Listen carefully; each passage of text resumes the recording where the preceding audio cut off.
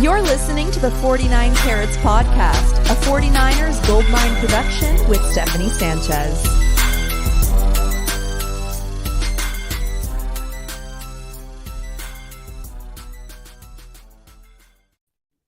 What is going on, everyone, and welcome to another edition of the 49 Carats Podcast. I'm your host, Steph, and I'm starting off a little later than my usual time here, so thank you guys for staying patient. I see some of you already in the comments over here patiently waiting, so appreciate that. We're going to go ahead and talk about day 7 of 49ers training camp today. I'm going to start off by saying that it was a bit of a slower paced day, I should say. It was no pads today. And to me, I feel like some of that was because of everything that happened yesterday, getting, kind of physical, and there was just a lot of contact yesterday, right, with some of these guys. So no pads today. They're taking it easy. And I also think part of that is because they have a day off tomorrow. So I think today coach just wanted to have a bit of a lighter, low-key practice and see where guys are at. So a lot of guys were not there today as well. Most of these are because they are having a they're having a rest day. So Nick Bosa was not there. He can have all the rest days he wants for all I care. I'm not worried about Nick Bosa one bit. He has looked fantastic throughout camp. You guys have seen all the photos. That guy is chiseled as if, God took a little extra time creating Nick Bosa. That's what I see. And then no Greenlaw today as well. No George Kittle. No Marcus Johnson, wide receiver. No Jalen Moore. No linebacker Demetrius Flanagan-Fowles.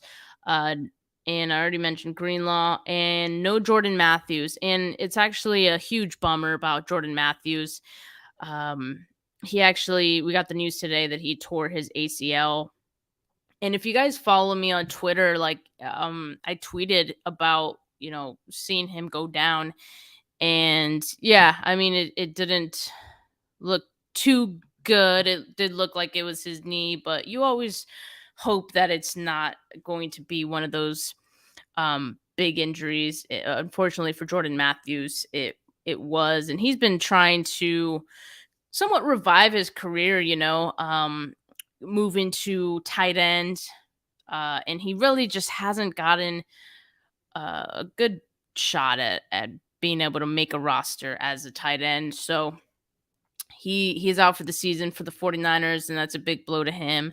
But as far as the tight end position goes on this team, tight end 2 was something that I was already somewhat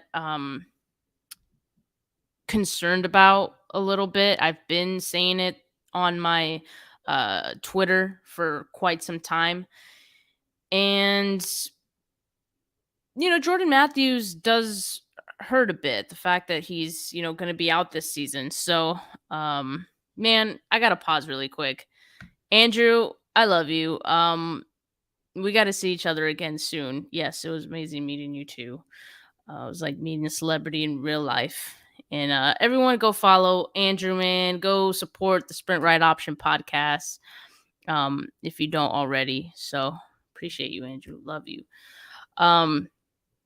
But yeah, like the tight end 2 position definitely needs some work, behind George Kittle, because George Kittle is one of the better tight ends in the league. And then behind him, you have a bunch of somewhat unproven guys. So you have Ross Dwelley, who has gotten all the opportunities to, be that tight end 2, but it also feels like the team isn't truly convinced on Ross Dwelley, and neither am I, quite frankly.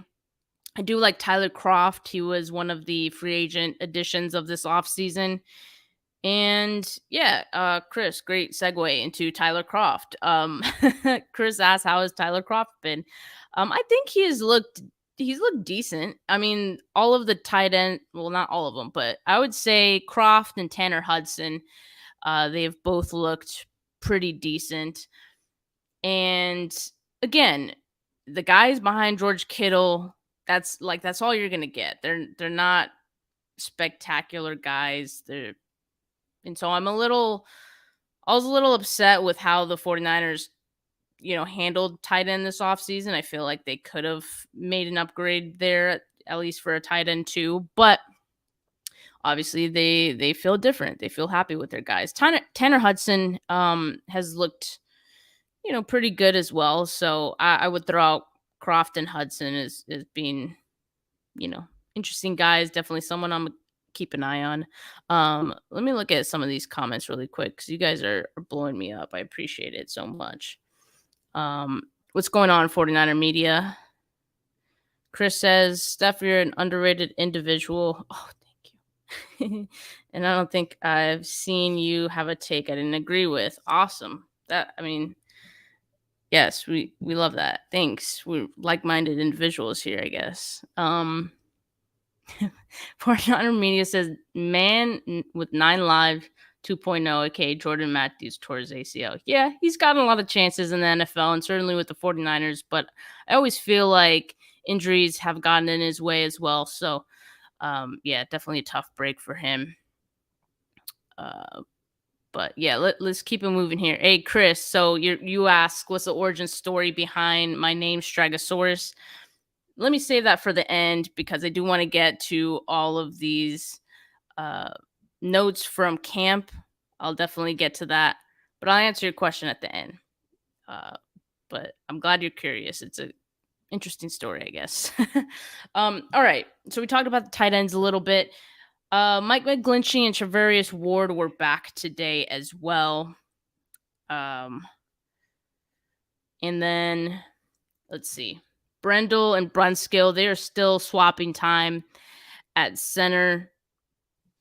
If you watched the live yesterday, I am not completely thrilled about that, but obviously this team doesn't feel one way or another about either guy. Like maybe they're just not convinced.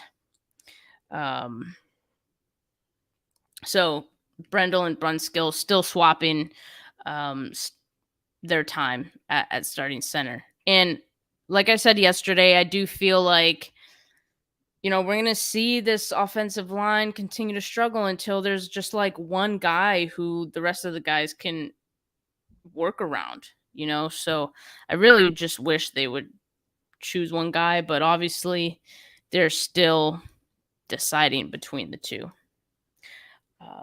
So I expect that to continue between Brendel and Daniel Brunskill, maybe until the preseason games. Maybe we'll get a better look at them. Spencer Burford, to me, he continues to, piece together some, good snaps. And based on everything I've heard the team say, Trent Williams, and, it seems like the team really likes Spencer Burford. So at this moment, I would kind of call him a lock at right guard. It's early, of course. A lot can change, but they haven't looked at anyone else at right guard, starting right guard at least. So I think they feel good with him and comfortable with him. And the more time, the more reps he gets, the more comfortable he's going to get as well. So I think it's a good situation for Burford and certainly the team as well. And Trey Lance, who has to stand and deliver balls behind these guys, right? So if they're comfortable, Trey Lance could be comfortable as well. Oren Burks got some time with the starting linebackers today with both Dre Greenlaw and Flanagan Fowles out. So it was good to see some, new faces get some extra opportunities today. And it seems like Burks looks, pretty good as well.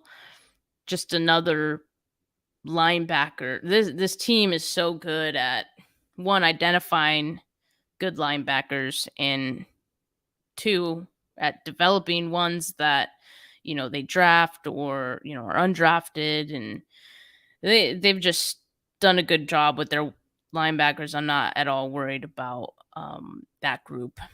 And Bosa was out, as I mentioned, but it didn't appear to matter all that much for the defense. Like, I mean, they still looked good. And really, I would say, like, the offense, it did have moments where it looked like they could get some momentum going today. But overall, it was not a really good day for Trey Lance, to be honest with you.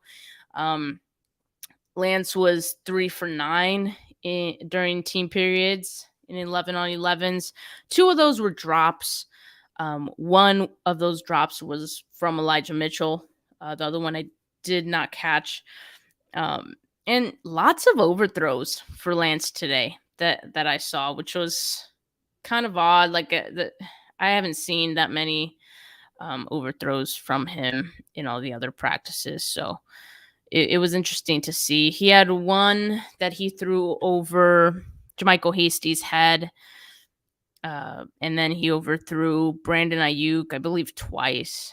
One of them was on a would have been sack from Givens, who Givens has been great, by the way.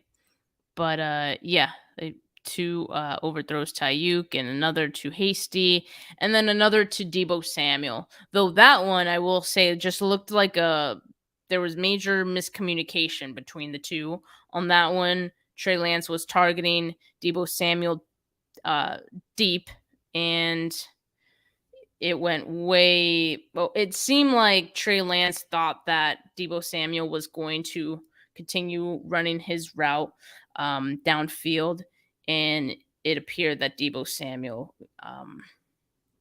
cut to the outside. So seemed like a miscommunication there. Weren't on the same page. So that attributed to that overthrow. And, I also don't know if the overthrows are maybe because he was just trying to force himself to stay in the pocket today, or because I didn't see as many, scrambles or off schedule attempts too much. But yeah, it seems like I don't know. There was just a lot of overthrows and just odd, out of sync kind of looks today with the offense and with Trey Lance. So the connection with Deebo Samuel in particular just seemed off. I mean, I mentioned the overthrow where there was, some miscommunication, and so they did 11 on 11s. That was the first session, and then they kind of took a short break, and the quarterbacks and wide receivers were doing drills where the quarterbacks were just throwing to the receivers. Easy, simple stuff. And Deebo actually had a drop on that one from Trey Lance, and another that he bobbled. But he bobbled it, but he hung on to it. So, but I don't know.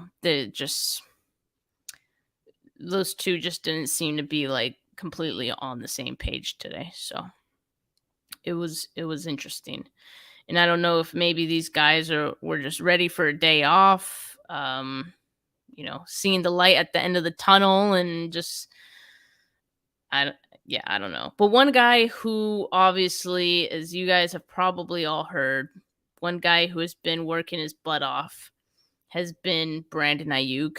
And so I want to pause talking about Trey Lance really quick to talk about Brandon Naiuk, but because he's just been fantastic. And we've heard everything that he's done all throughout camp, and it is as advertised in person. He's been...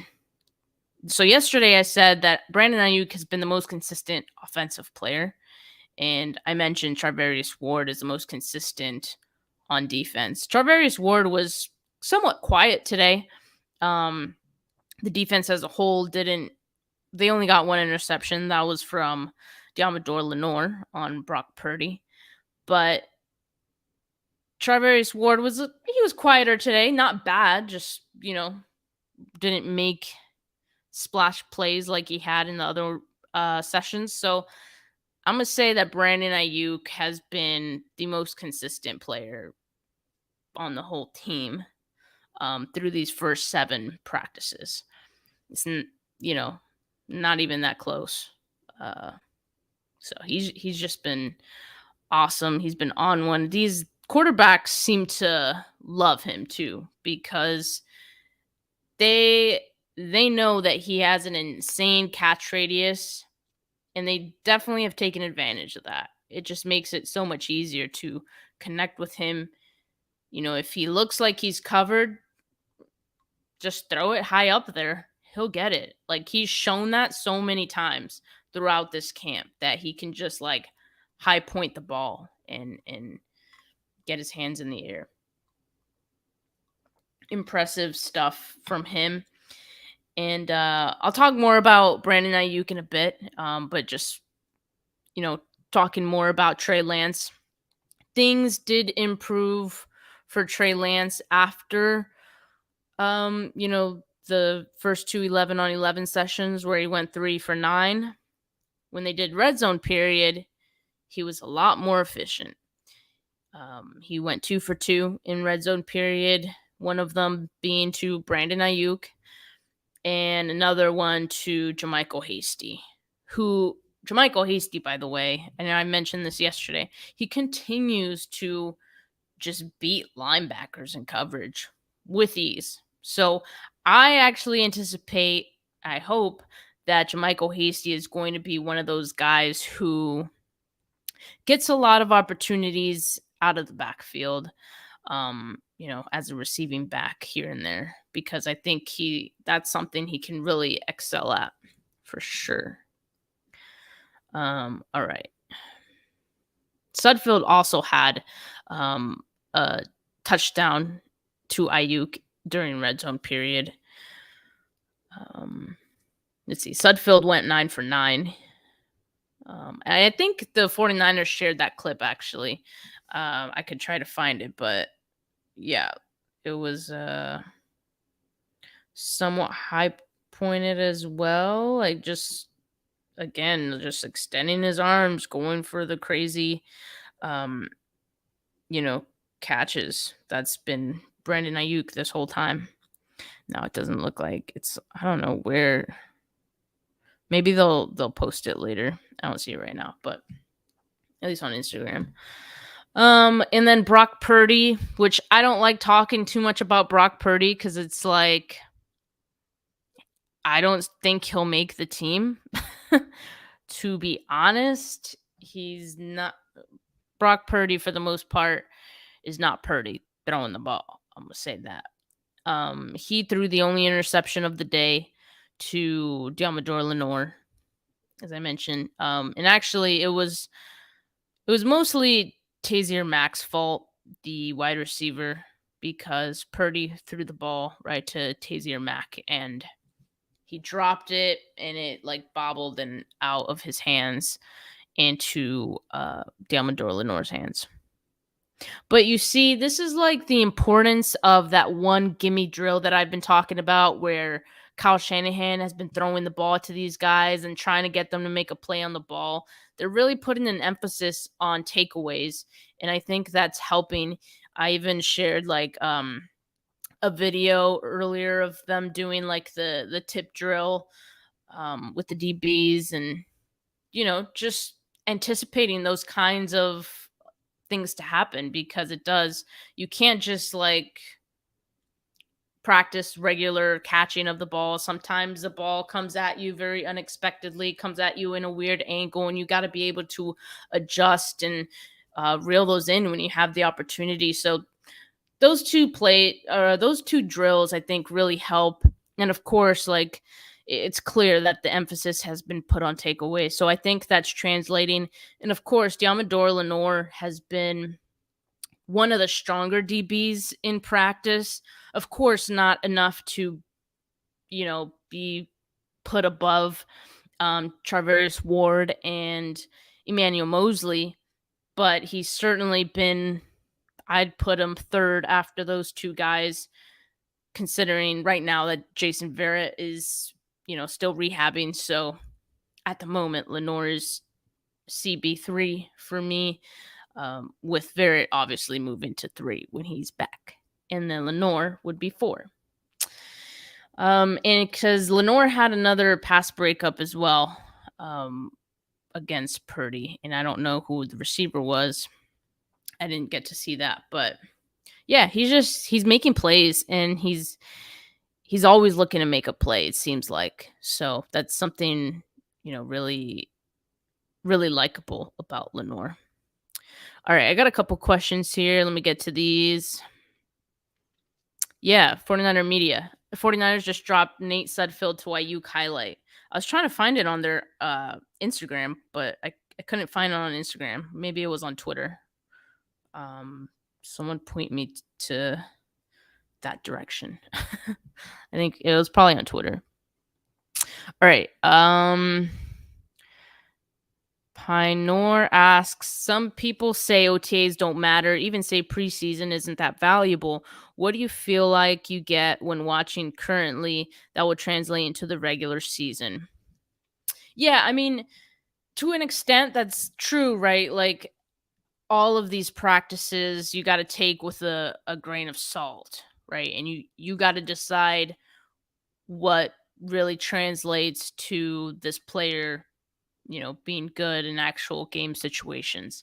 There are certainly times where, mostly in drills, it's if a guy is a good in drills, that doesn't mean much unless he's able to make some plays that um, show that same ability in 11 on 11s, because in 11 on 11s, that is more so what translates eventually to real games. Like, that's the closest you're going to get. And another thing, in OTAs, there are no pads.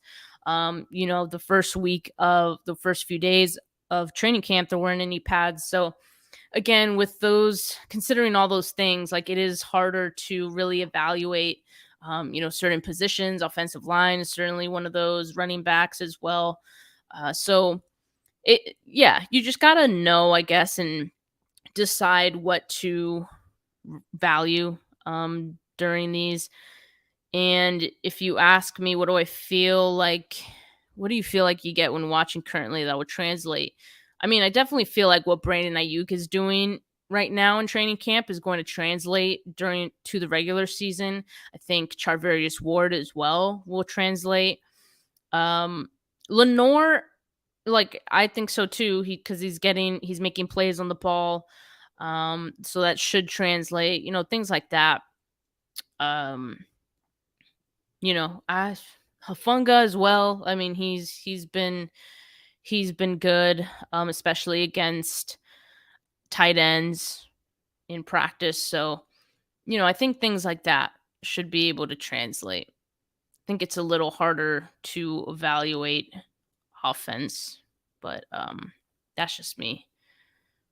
Let's get to some of these other questions. Chris Wall asks, is Chris Kosrick polishing Drake Jackson into a nice gem? Yeah, it certainly seems like Drake Jackson is fitting in with this defensive line, pretty well, considering, he's a rookie, and a lot of people, during draft time said he was very raw, like he was going to be a project, and, USC was bad. And, all of these things, I think, resulted in Drake Jackson going in the second round instead of the first. And also, there is a pretty deep edge class, at least at the top. So yeah, I mean, it definitely seems like Drake Jackson fell into a great situation for him.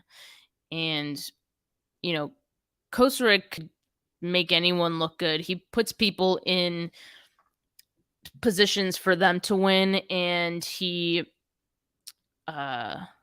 able to get the strengths, or accentuate your strengths, I should say. And with everyone else being so good on this defensive line, I think Drake Jackson is going to find that what he does well is going to mesh very well with what everyone else does well. And I think Mike McGlinchey even spoke about Drake Jackson earlier today, and just talking about how he's impressed by him, and things like that. So yeah, it definitely seems like a nice gem. I mean, a second round pick, do you really call it like a gem? Because gem, we talk about like undrafted free agents and late round picks being gems. But sure, if you want to consider a second round pick a gem, definitely, because I think by this end of this season, a lot of people are going to be saying, wow, how the 49ers end up getting the guy as good as Drake Jackson. Things like that. So yeah, like I definitely think he's in good hands with Chris. Mariah says BA might go. Yeah, he looks ready. He looks like he's wide receiver 1 material right now. So he's looking good. Pinor says Hasty is that roach you can't get rid of. LOL. Why would you want to get rid of Jermichael Hasty? Jermichael Hasty he's been good. What are you talking about? So I like Hasty. So, and he has been looking good so far in camp. So I think he's gonna stick around on this team, and I hope they don't get rid of him. So. Ryan asks, what's going on, Ryan? He says, do you think the Niners will only carry 2 quarterbacks on the 53? That's a good question. I mean, I would want them to, because currently I don't think that Brock Purdy has really shown anything that would move me to keep him on the roster. Definitely not. I mean, I think if anything, he's going to end up on the practice squad maybe, because the 49ers like to have emergency guys who have already learned their system and, things like that. So they might keep him on the practice squad, but he hasn't been all that good to me. So based on what I've seen. So I wouldn't keep him if I'm the 49ers. All right, moving on here. So I want to talk really quickly about Talanoa Hufanga and Tarvarius Moore, because both of those guys, you may have seen, there were reports that Tarvarius Moore, he got some run with the first team today. He got to play next to Jimmy Ward as the other safety. And I've been saying this whole time, like, Hufanga has been the guy. Like, I don't think anyone is going to take Hufanga's spot. And I just want to say that I still feel that way. Hufanga is someone who I really like, and he's been good even still throughout camp. So while Tarvarius Moore does look good, and he did get some first team reps today, I don't think it's really an indictment on Hufanga. I think both of those guys are doing well. So what does it mean for Talanoa Hufanga? Well, I'll just say this. Like, the 49ers defense, they're really creative, and they have different looks for different coverages. And, sometimes they do 3 safety sets as well. And I will say that Hufanga, the thing that makes him the best, not the best, but like what he's really good at is when he has everything in front of him, and he's good coming downfield and making plays that way. But when he's asked to, cover and, further downfield, and guys get in front of him, or not in front of him, but like behind him and run past him, then like he kind of struggles at that point. So I like Hufanga playing a role, closer to the line of scrimmage, and where his responsibilities are more so centered around covering, maybe running backs or tight ends. He's been really good on the one-on-one portion, going against the tight ends, even going against George Kittle. He's beaten him a few times. So I think that's what the 49ers are going to want him to do the most. And because, again, you want to put guys in positions that that they'll succeed at. And Pinor says he's Jamal Adams without elite athleticism.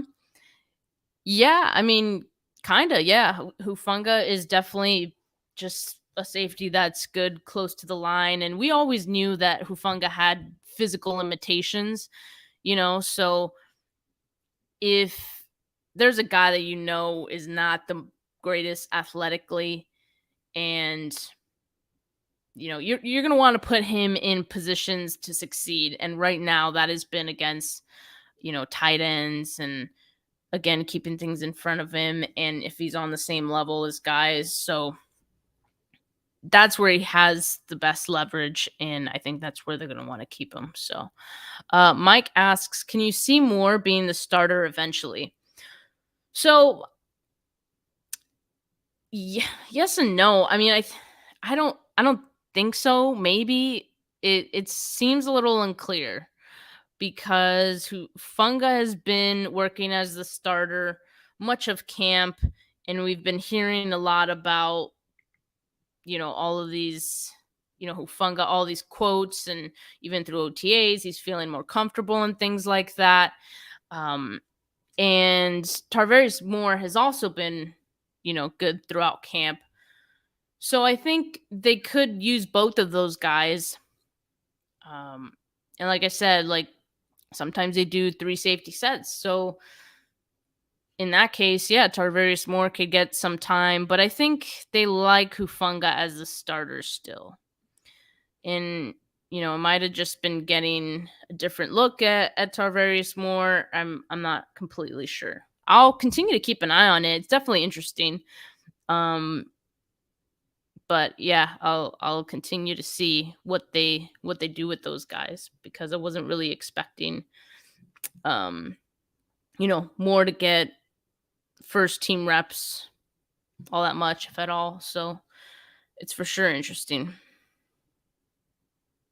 All right, just gonna do one last thing. Talk about one-on-ones really quickly before I head out. So one-on-ones, Brandon Aiyuk, he won every rep today in one-on-ones. He went up against Charvarius Ward, and he went up against Jimmy Ward.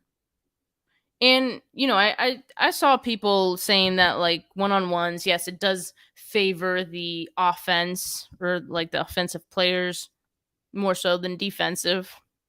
But make no mistake, Charvarius Ward and Jimmy Ward are no slouches either. So Aiyuk's going against two of the better guys on the team, and he's beating them. So that says a lot about what Brandon Aiyuk has been doing throughout pretty much all camp. And Jimmy Ward even said in his presser today that he hasn't won a one-on-one rep versus Brandon Aiyuk all camp. And just, pretty much giving him his praise, because Aiyuk definitely deserves it. And it seems like this defense is really trying to get the best out of Brandon Aiyuk, and it seems to be working. Considering the fact that last season Aiyuk pretty much started the season in the doghouse, this has been a complete 180 from what we saw from him last year. And I think the players want to make sure, the defensive players want to make sure that they keep him engaged, and they keep him competing. And so far he's beaten all of them. So Aiyuk looks incredible, as he has all season, or all off season. Juwan Jennings, man, I'm still Juwan Jennings hive, but he struggled again today, man. I don't know what's going on with him, but he's been quiet, and he had a drop during one-on-ones today. When he had his guy beat, he beat Samuel Womack, and he should have had it, and he just dropped the ball on the way down. Womack did get a piece of it, but that should have been all Jennings. And I hope he can, start turning it around. I don't think he's still the third receiver on this team behind Deebo Samuel and Brandon Aiyuk. But Ray McLeod has been good as well. And so I don't know. McLeod could be fighting for some snaps at at the slot receiver position. So I don't know.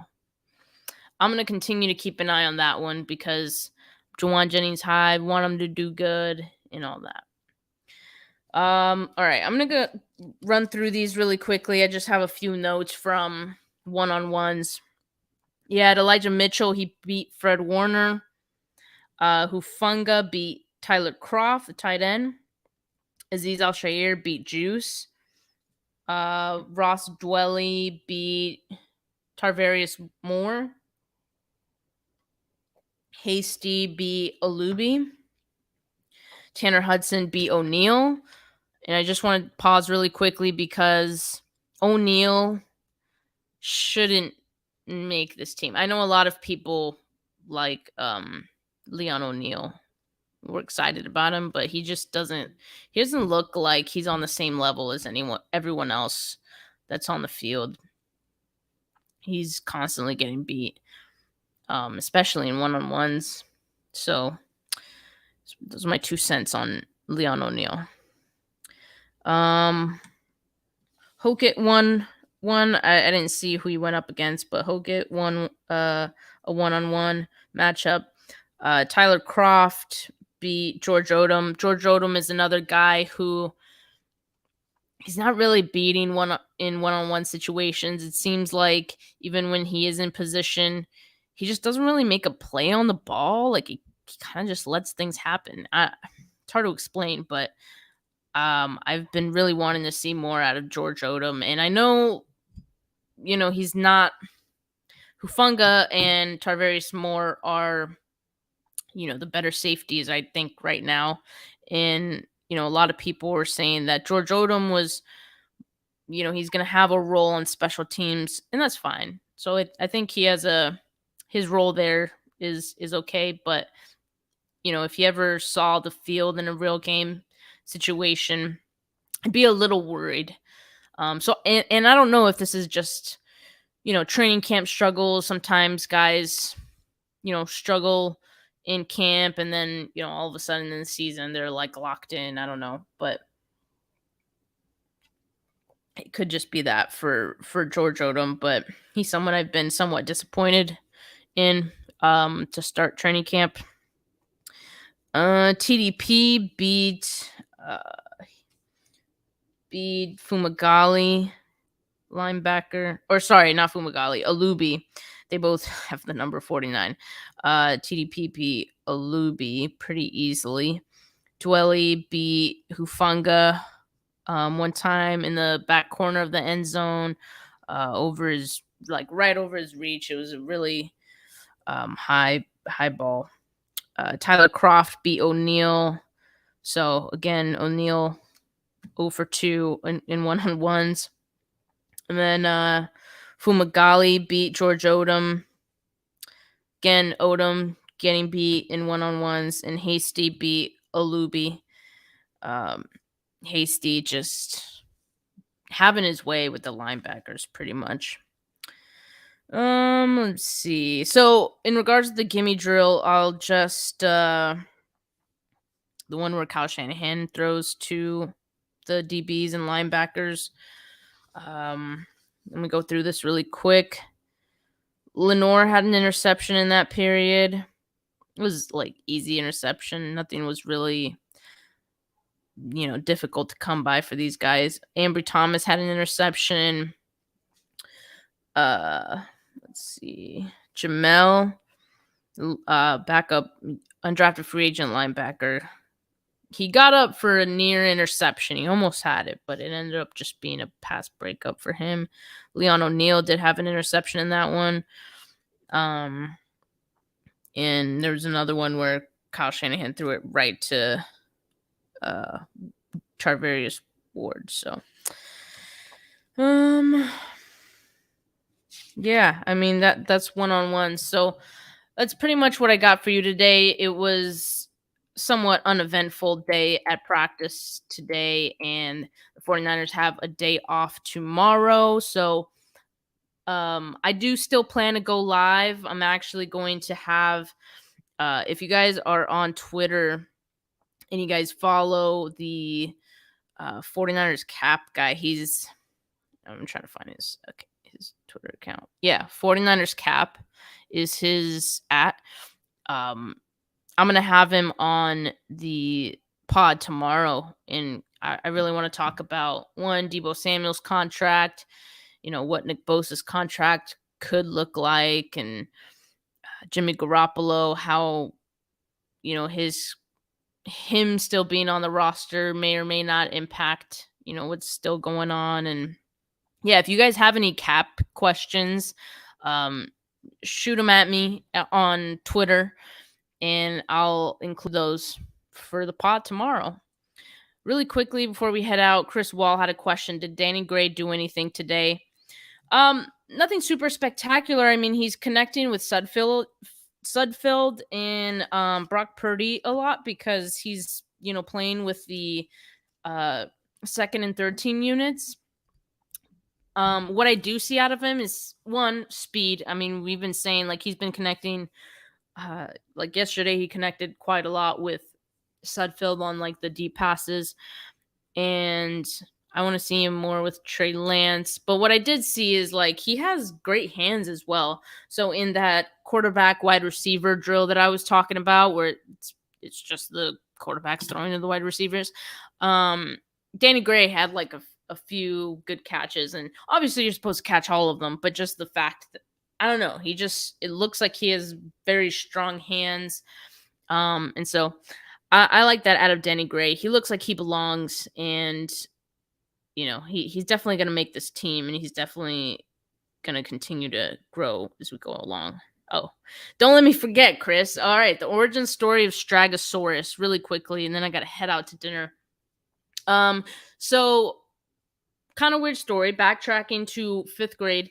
I got the nickname Strag. It was actually Stroganoff. I don't know why. Sounds like the pasta stroganoff.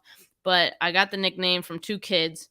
I don't know why. That literally there was no reason for it. They just decided to call me that. So that became my nickname all through from 5th grade to like the end of middle school, 8th grade and all that. And even in high school, it was my nickname actually for short, and it ended up just being Strag. And so I used to do music as well, and that was like my artist name. And so that was my nickname, Strag. And so I decided to name my account Stragosaurus because it just sounds like a dinosaur. It just has a ring to it, Stragosaurus. And I mean, it just became my social handle for all my socials. So that's it. It's nothing too crazy. But yeah, Stragosaurus. I haven't wanted to change it because it's just I feel like I'd have to change everything. There'd be a lot of changes if I if I had to change my username. So I'm sticking with Stragosaurus. And yeah, I appreciate the question, Chris, and I appreciate all of you guys tuning in today.